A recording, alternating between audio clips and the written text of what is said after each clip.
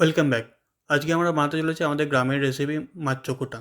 এটাকে আপনারা মাছের ভর্তা বা ফিশ স্যালাড বা বাঙালি ফিশ স্যালাড বলতে পারেন। তার জন্য আমরা আগে থেকে মাছে নুন হলুদ মাখিয়ে রেখেছি।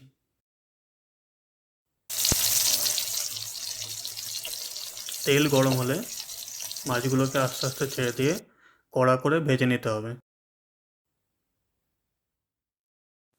পেঁয়াজ আর কাঁচা লঙ্কা ছোটো ছোটো করে কেটে নেওয়া হয়েছে। এরপর তেলে গোটা জিরে, শুকনো লঙ্কা আর কাটা পেঁয়াজের অর্ধেকটা ভেজে নেব। আমাদের সব কম্পোনেন্ট রেডি হয়ে গেছে। এবার মাছ থেকে সব কাঁটাগুলো আলাদা করে মাছটাকে টুকরো টুকরো করে নিতে হবে এবং বাকি সব জিনিসগুলো একসাথে করে মেখে নিতে হবে। এটা আমার ঠাকুমার রেসিপি। ঠাকুমা হয়তো 10 থেকে 12টা শুকনো লঙ্কা ইউজ করতো, কারণ উনি খুব ঝাল খেতেন।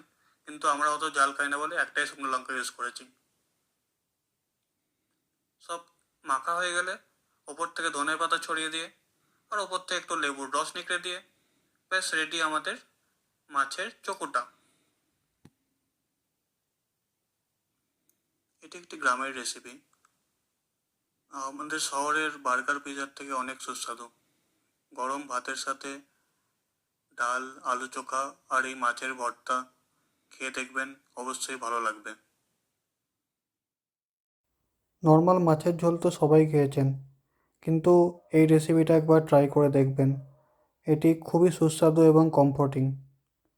আজকে তার সাথে ছিল বেগুন ভাজা, বিটের স্যালাড, আলু চোখা আর